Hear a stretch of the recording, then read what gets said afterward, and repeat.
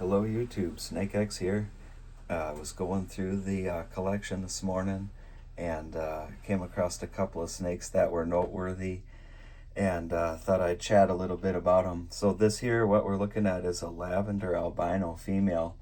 I produced her, let's see here, July 14th of 2020.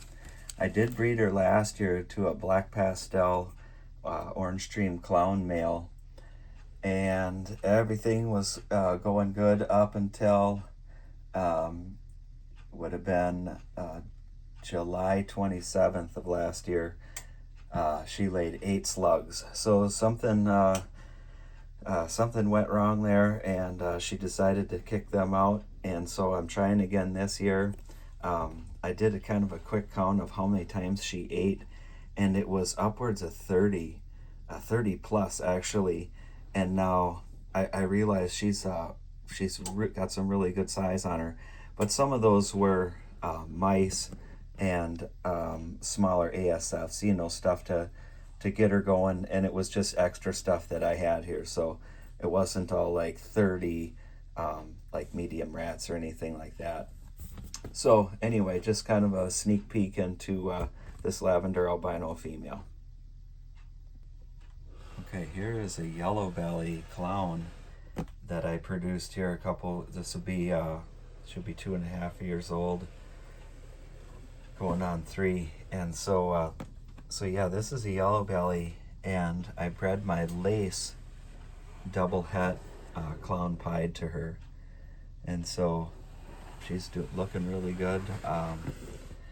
She's been a real good performer. I really dig I dig her head stamp, and I really also dig what the yellow belly brings into the lavender albino project. So really looking forward to getting that mixed in with that and the clown.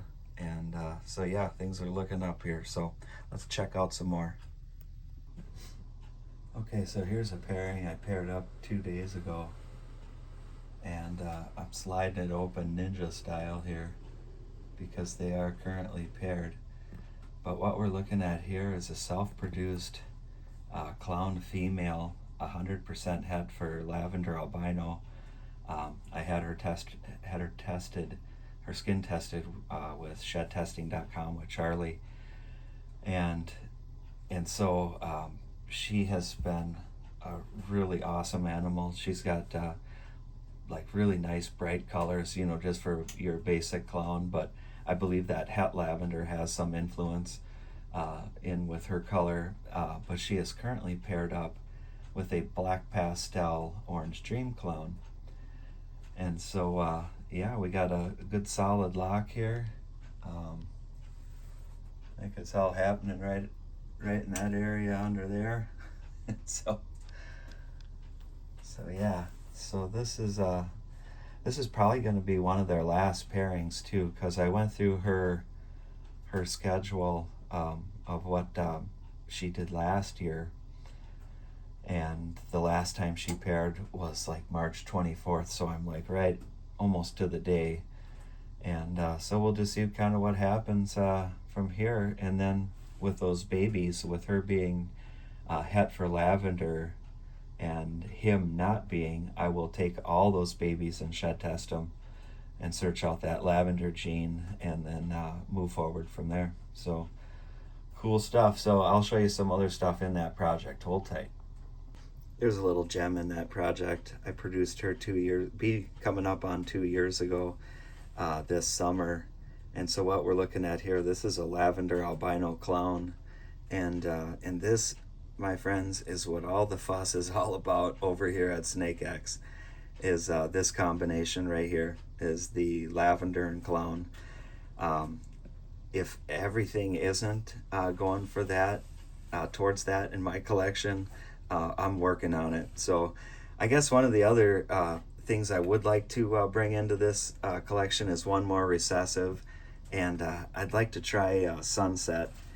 But you know, that's like a whole nother rack of snakes, and it gets pretty involved at that point. So, but hey, we all got to have some goals and dreams. So let's check out a couple more here. Okay, so what we're looking at here, this is the sister to the one we just looked at here a second ago. And yeah, same thing for this one. Yeah, everything lavender albino, let's go. Can't forget my breeder male lavender albino clown. Okay, last but not least here, we're looking at a fire het clown I produced here several years ago, back in 2022. And she is looking really good. She's slowed way up on her food intake. I notice her doing the bull wrap here a little bit, and I also notice her on the hot side. So this is her first year breeding for me, so I'm keeping a lot of close records. So in the years to come, I will kind of have an idea of you know, when she has her when she ovulates, pre-lay shed, you know, when to expect eggs, and that whole thing. So yeah, I'm really excited for this one. I bred her to the black pastel orange dream clown, so I think that that combo would look pretty cool with fire in it. And then you guessed it, I'm gonna spin it right back into the Grail project. So that's a no-brainer for sure. And then speaking of the Grail project, somehow, some way, I'm gonna take this animal right here. We're looking at a pinstripe clown, 100% het for lavender. And I'd like to, after I get the black pastel in with that Grail project and get that rocking and rolling, I'm going to put this guy in there somehow, some way, and just see how that pinstripe affects that Grail with all those other genes. And so yeah, he's kind of in a hold pattern now, but you know, just such a cool animal. I don't mind him hanging out here for a couple years for sure. So let's check out some more. Okay, I thought I'd close the video off here with this little sweetheart.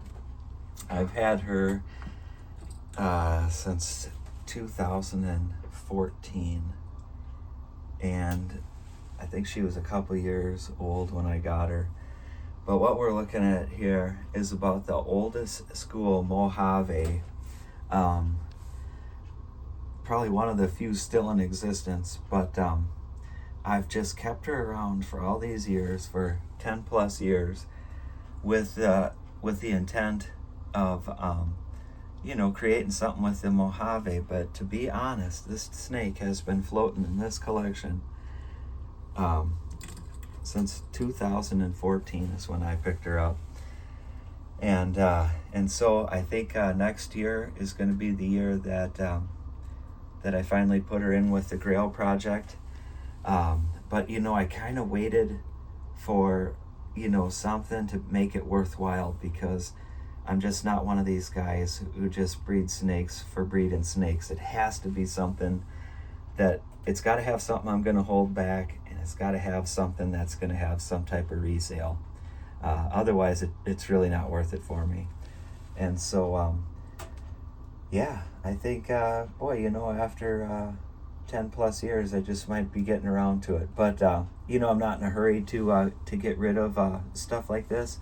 I just think, you know, them old school basic genes, you know, there's a good solid bloodline in there, and it's different blood, for lack of a better word, than everything I got. So, you know, I can separate, you know, different things that way too. So, you know, I always felt it in my mind she was worthwhile to hang on to. So at any rate, folks, thanks for hanging with me this long and listening to the ramblings of an old guy doing ball pythons. But I'd appreciate it if you hit the thumbs up button. If you didn't like it, hit that thumbs down button twice. And if you'd hit that subscribe button, I'd be real proud of you. And until next time, take care, everyone. Bye now.